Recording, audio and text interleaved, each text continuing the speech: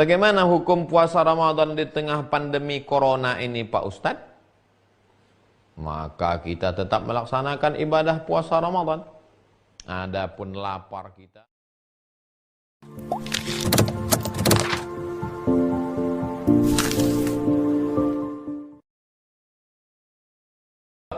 Bagaimana hukum puasa Ramadan di tengah pandemi corona ini Pak Ustadz? Maka kita tetap melaksanakan ibadah puasa Ramadan. Adapun lapar kita, maka itu tetap membuat kita sehat walafiat. Tidak ada halangan sedikit pun. Orang-orang tua yang sakit, faman kana minkum maridhan, siapa yang sakit, aw ala safarin, atau musafir, fa iddatun min ayamin ukhra, ganti di hari yang lain. Wa 'alal ladzina yutiqunahu, siapa yang tak sanggup karena tua renta, fidyatun ta'amu miskin, bayarlah fidyah satu hari tak puasa, satu makan fakir miskin, satu hari fakir miskin makan. Kita sehat walafiat, maka tetap laksanakan puasa, tak ada halang. Tetap laksanakan puasa tahun ini. Dari Pak Nur Kholis, Assalamualaikum Ustaz. Waalaikumsalam warahmatullahi wabarakatuh. Saya bekerja di kapal pesiar. Dalam kondisi saat ini kami mendapat ujian dengan sedikit penumpang. Sulit kapal bersandar karena lockdown. Yang pertama, kami minta nasihat dan motivasi Ustadz dalam kondisi ini. Yang kedua, kami mau menanyakan bagaimana hukumnya kami menetapkan arah kiblat ke suatu arah saja karena keterbatasan pintu dan ruangan yang diberikan, terutama untuk sholat Jumat.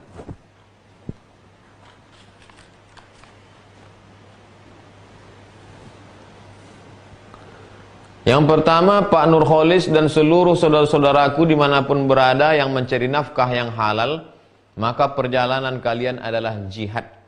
Kalau mati dalam perjalanan ini, matinya mati syahid. Kalian tinggalkan keluarga untuk mencari makanan yang halal. Nanti kalian akan berjumpa dengan Rasulullah SAW dalam surga.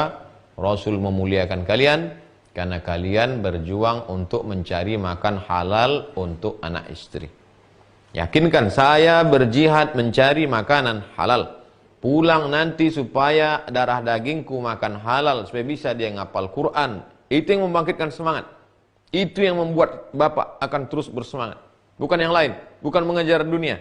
Mati Bapak, anak Bapak akan berdoa di tengah malam, Rabbighfirli wali walidayya warhamhuma kama rabbayani shaghira. Berbulan-bulan kalian di tengah lautan. Apa yang kalian cari? Hanya setetes air dunia ini. Tapi itu semua akan menjadi amal jariyah. Anak cucu kalian akan menjadi anak cucu yang soleh dan solehah insyaallah. Amin. Ya Rabbal Alamin. Adapun apakah musafir itu menyebabkan bapak dan para kru, para awak kapal tidak sholat? Tetap sholat, jangan tinggalkan sholat. Bapak boleh sholat jamak, sholat qashar.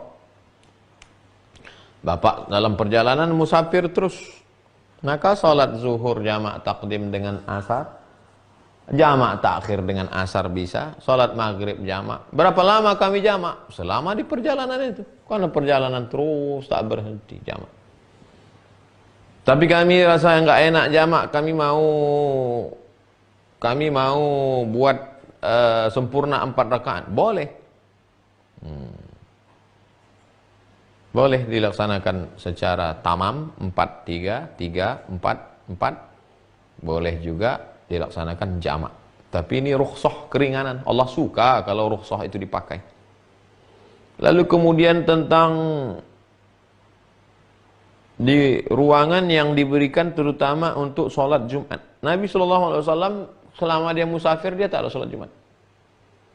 Nabi sholat Jumat itu kalau dia mukim. Tapi kalau mau melaksanakan pendapat dalam mazhab Hanafi bahwa sholat Jumat itu tidak disyaratkan 40 orang, asal berkumpul saja orang yang menurut urf sudah bisa untuk sholat, lalu dia laksanakan sholat.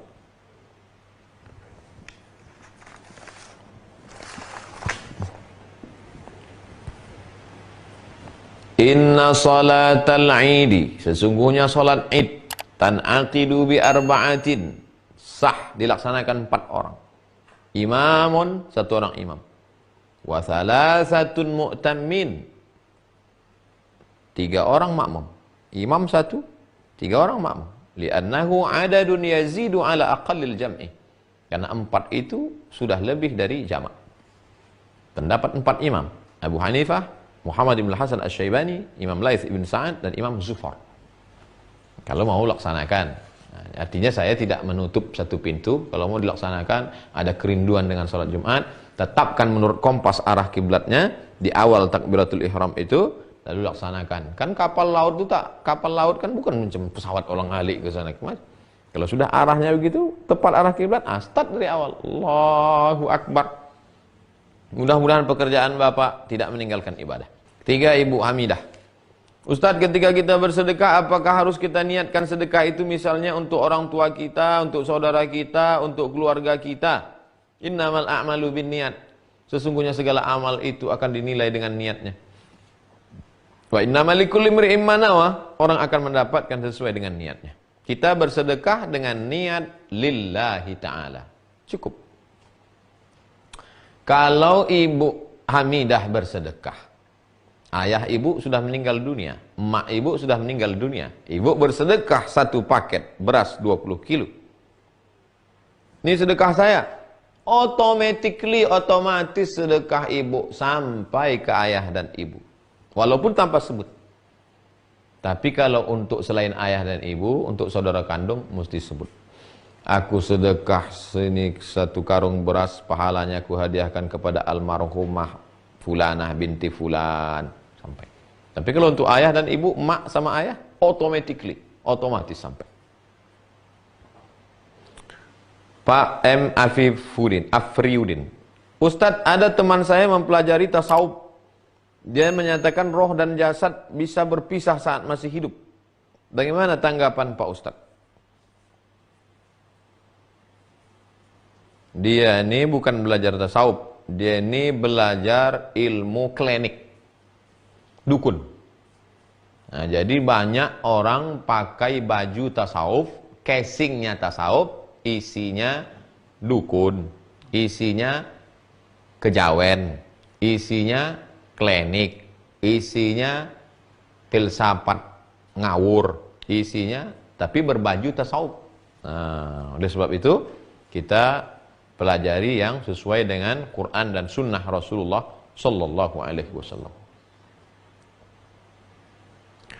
Ustadz, apa makna firman Allah, "Fa'idha azamta fatawakkal 'ala Allah"? Kalau kau sudah azam, azam artinya tekad yang kuat dalam hati.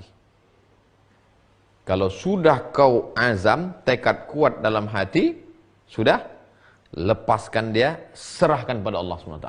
Supaya hatimu tidak bimbang. Taqallaba, yuqallibu, berbolak-balik. Kalau sudah kau azam, tekad kuat, ikat pakai tali simpul mati, serahkan kepada Allah SWT. La haula wa la quwata illa billah. Sudah dipasang jebakan di tengah hutan, mau menjebak burung, diikat 1 ekor burung sebagai pemikatnya, lengkap sudah semua, berdoa kepada Allah, serahkan. Kuserahkan semuanya ya Allah, terserahlah apa yang masuk. Besok pagi begitu ditengok, anak harimau yang masuk. Padahal yang mau dicari burung, harimau yang masuk. Berarti itulah rezeki. Tapi jangan kau gulai pula harimau itu. Serahkan ke kebun binatang. Besok begitu ditengok, apa pun tak ada. Jangankan burung masuk, burung pemikat itu pula hilang. Kau tak kecewa. Itulah bedanya orang bertawakal sama tak bertawakal. Kalau orang tak bertawakal, begitu yang masuk rusa, yang bangkit sombongnya. Siapa dulu? Tapi begitu tengoknya besok burung pemikat itu hilang, menengok sungai itu macam hamparan bidadari. Terjun ke sungai, mati ditangkap buaya. Putus asa, stres. Orang kalau sudah tawakal, kalau dapat nikmat dia bersyukur, kalau tak dapat dia bersabar. Apa buktinya tawakalmu benar? Itu buktinya. Kalau kau berhasil, kau tak sombong. Kalau kau gagal, kau tak putus asa. Kalau kau berhasil sombong, kau gagal putus asa, berarti kau bukan orang bertawakal. Itulah kaji kita malam ini. Jamaah yang dimuliakan Allah. Mudah-mudahan apa yang kita kaji ini berubah menjadi amal dan kita termasuk orang yang dicintai Allah karena kita bertawakal kepada Allah Subhanahu wa taala. Terima kasih segala perhatian. Mohon maaf segala kesilapan dan kekhilafan. Subhanakallahumma wa bihamdika asyhadu an la ilaha illa anta astaghfiruka wa atubu ilaik. Wa sallallahu ala sayyidina wa maulana wa syafi'ina wa dzukhrina Muhammad wa ala alihi washabbihi wasallam walhamdulillahi rabbil alamin. Assalamualaikum warahmatullahi wabarakatuh.